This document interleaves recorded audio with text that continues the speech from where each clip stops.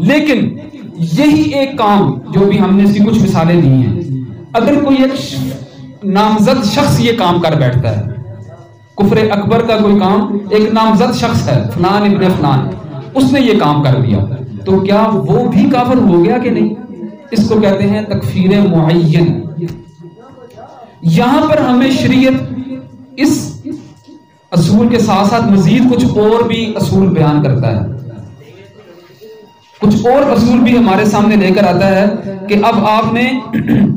اس متعین شخص کے اوپر، اس نامزد شخص یا اس نامزد گروہ اور جماعت کے اوپر یہ فیصلہ کرنا کہ کیا وہ دائرہ اسلام سے خارج ہو چکی ہے، کافر ہو چکے ہیں، مشرک ہو چکے ہیں، تو یہ وہ چیز ہے جو ایسے نہیں ہے کہ آپ بس اس کو کافر اور مشرک قرار دے دیں۔ اس کے لیے شریعت نے ہمارے کچھ باؤنڈیشنز لگائی ہیں، کچھ حدود قائم کی ہیں کہ جب تک آپ اس کا دھیان نہیں کریں گے، اور یہ سب سے پہلی بات سمجھ لیجیے کہ تکفیر معین کسی خاص شخص یا گروہ کو کافر اور مشرک کا، اس کا کافر یا مشرک ہو جانا کسی متعین شخص یا گروہ کا، اس کے لیے کچھ اصول اور ضابطے ہیں۔ اس میں سب سے پہلے یہ ہے کہ اس کی اتھارٹی اللہ رب العزت اور اس کے رسول کے پاس ہے۔ وہ کسی انسان کو اللہ تعالیٰ نے اپنے امتی کو وہ اتھارٹی نہیں دی ہے کہ وہ اس اتھارٹی کو اپنے پاس لا کر اپنے کسی محبت، کسی بغض، کسی نسبت کی بنیاد پر اس کے اوپر فیصلہ کر دے، بلکہ اس کا فیصلہ اللہ رب العزت کی قرآن اور رسول اللہ صلی اللہ علیہ وسلم کی احادیث کریں گی۔ انسان کی اپنی کو ذاتی میل اور ذاتی نسبت نہیں کرے گی، پہلی بات۔ اللہ اور اس کا رسول فائنل اتھارٹی ہیں جو کسی نامزد کے اوپر کفر، اس کے کافر ہو جانے کا اور مشرک ہو جانے کا فیصلہ کرنے والے ہیں۔ اب بات یہ ہے کہ اللہ رب العزت تو نہ کبھی انسانوں سے آ کر خود کلام کرتا ہے الا یہ کہ انبیاء کے ساتھ، اور رسول اللہ صلی اللہ علیہ وسلم اپنی ذمہ داری پوری کر دینے کے بعد اللہ رب العزت کے پاس رخصت ہو کے چلے گئے، اللہ تعالیٰ کے ہاں جنت الاعلیٰ میں ہیں، سب سے بہترین مقام پر۔ اب اس بات کو کون پورا کرے گا؟ تو ظاہر بات ہے وہ اللہ کے جو اس کا کتاب کے وارثین ہیں، جنہوں نے کتاب کو اون کیا ہے کہ یہ ہماری کتاب ہے، یعنی اللہ رب العزت طرف سے نازل شدہ، اور ہم اس کے اوپر ایمان لے کر آتے ہیں۔ تو جیسے کہ ہر شعبے کے کچھ اسپیشلائزڈ ہوتے ہیں، متخصصین ہوتے ہیں۔ میڈیکل کی فیلڈ میں چلے جائیں تو فقط ایک ڈاکٹر کہہ دینے سے لازمی نہیں ہے کہ وہ دل کا بھی ڈاکٹر ہو، وہ کان کا بھی ویسے ہی علاج کر سکتا ہو، اور ناک کا بھی ویسے کر سکتا ہو، وہ فریکچر ہو گیا تو اس کا بھی آپریشن کر سکتا ہو، نہیں، ہر فیلڈ کے اپنے اپنے اسپیشلائز ڈاکٹرز ہوتے ہیں۔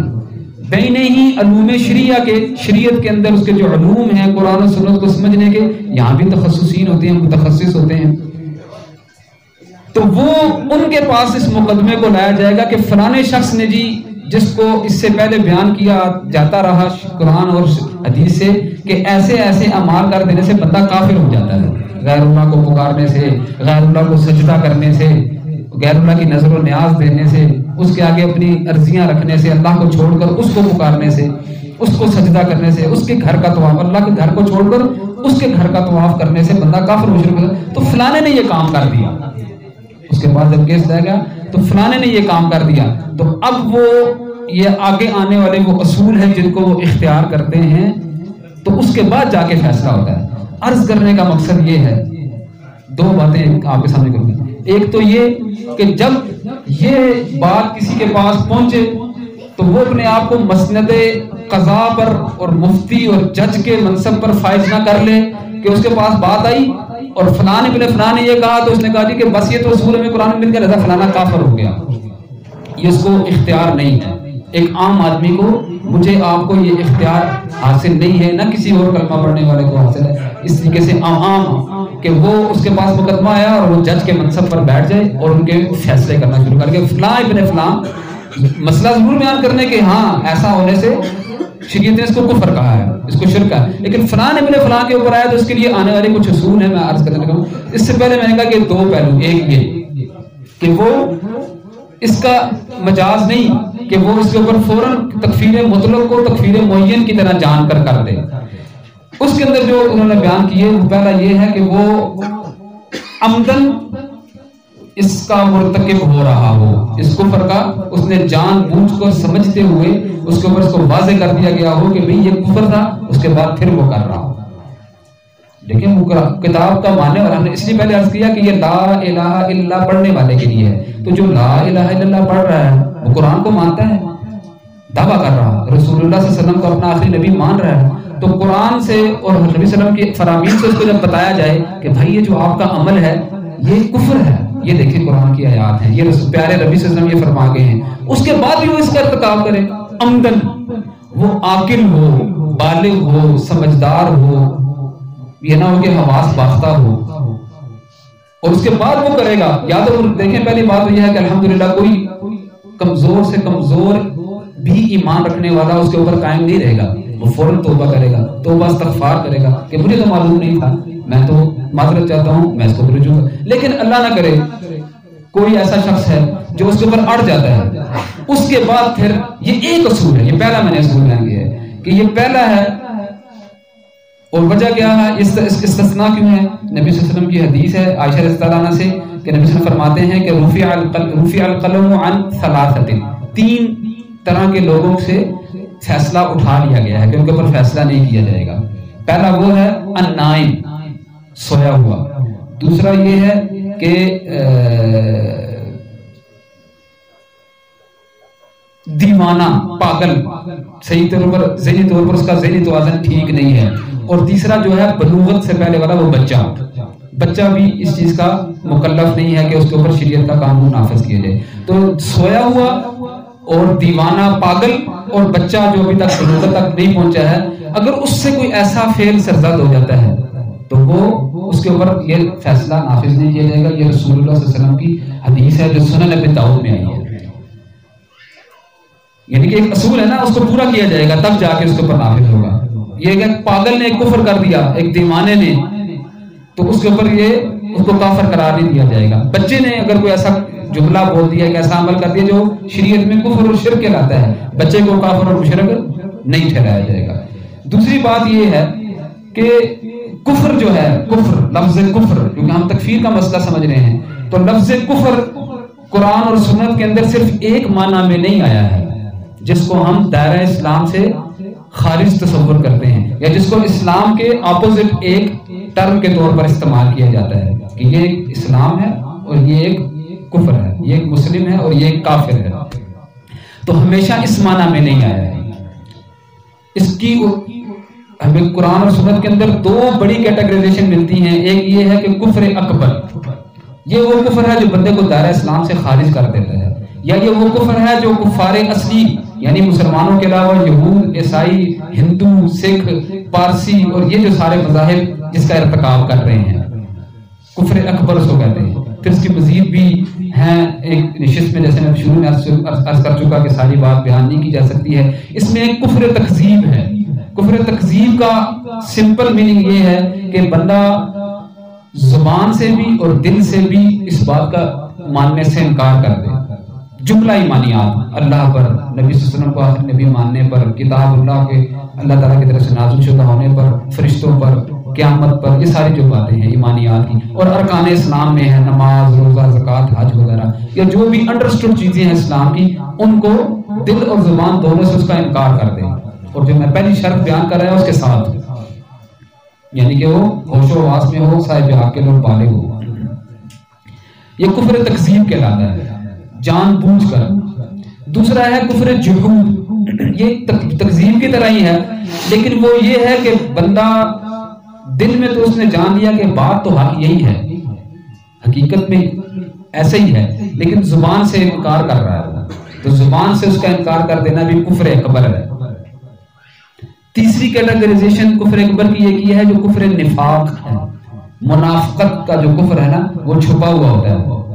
یعنی کہ بالکل کفر جحود کے اپوزٹ ہے کہ وہ عملاً مسلمانوں جیسے اعمال کر رہا ہے، لیکن اس کے باطن میں نہ وہ نبی صلی اللہ علیہ وسلم کو آخری نبی مان رہا ہے، نہ قرآن کو کتاب اللہ مان رہا ہے، نہ اللہ کی توحید کا وہ اقراری ہے. اسی طریقے سے جملہ ایمانیات کو، نماز، روزہ، زکوٰۃ، حج کو وہ نہیں مان رہا. تو کفر نفاق بھی کفر اکبر ہے، بندے کو دائرہ اسلام سے خارج کرتا ہے. تو اس طرح کی کیٹیگرائزیشن. کفر میں آپ کو عرض کر رہا کہ وہ کبھی کفر اکبر ہوتا ہے اور وہ کبھی کفر اصغر ہوتا ہے. کفر اصغر کیا ہے کہ لفظ شریعت نے اس کے لیے بھی کفر کا استعمال کیا ہے, شریعت نے اس کو بھی کفر کا استعمال کیا ہے, لیکن اس سے مراد وہ کفر نہیں ہے جو بندے کو دائرہ اسلام سے خارج کر دے. مثال کے طور پر اللہ رب العزت نے نبی صلی اللہ علیہ وسلم نے جو ہے وہ فرمایا کہ میں نے جہنم کی طرف دیکھا تو اس میں اکثریت عورتوں کو پایا. تو پوچھا گیا کہ کیا وہ اللہ کا کفر کرتی ہیں؟ کہا بل کفران العشیر, اپنے خامندوں کا کفر کرتی ہیں. اب یہاں لفظ کفر ہی استعمال ہوا ہے لیکن وہ ناشکری کے معنی میں ہے, ناشکری کے معنی میں, یعنی کہ اپنے خامندوں کی ناشکری کرنے کی وجہ سے جہنم میں جائیں گی.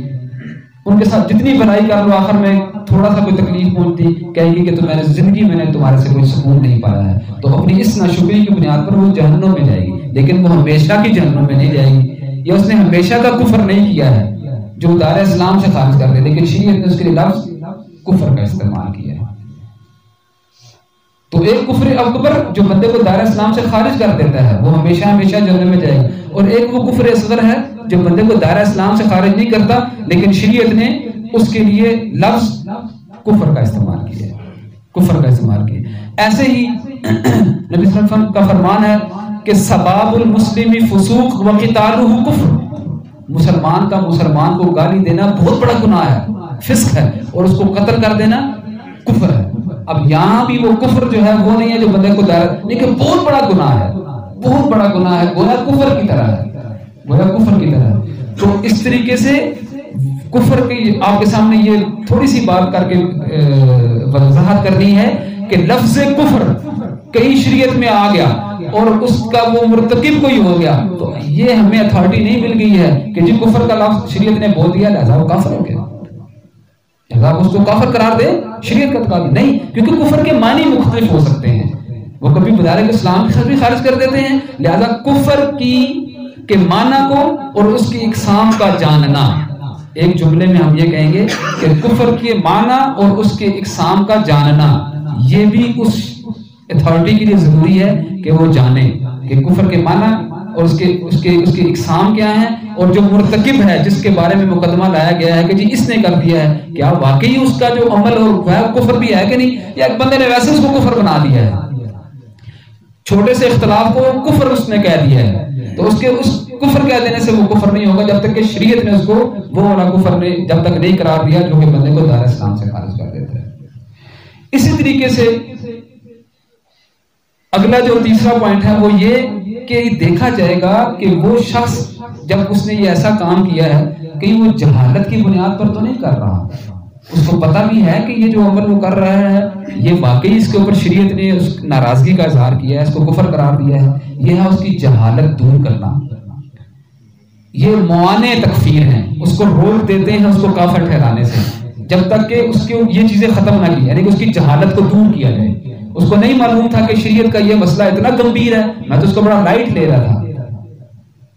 وہ اس کی کوئی ایک پوائنٹ. دوسرا یہ کہ وہ اس کی کوئی تعویل کر کے تو نہیں کر رہا تھا, نہیں جی میں تو یہ کچھ اور سمجھ کے کر رہا تھا, میں نے یہ جو عمل کیا ہے میں اس کو کفر سمجھ کے نہیں کر, میں تو اس کو اس کا یہ معنی لے رہا تھا, یہ معنی لے رہا تھا. تعویل کے کسی وہ اس کے اندر مبتلا تو نہیں ہے. اسی طریقے سے کیا وہ ارادتاً کر رہا ہے یا اس کو بلا ارادہ اس کے منہ سے وہ بات نکل گئی ہے. اس ہر ایک کے اوپر جو میں پوائنٹس بیان کر رہا ہوں اس ہر ایک کے اوپر قرآن و سنت کے اندر تفصیل سے بات بیان کی گئی ہے, اس کے اوپر دلائل موجود ہیں.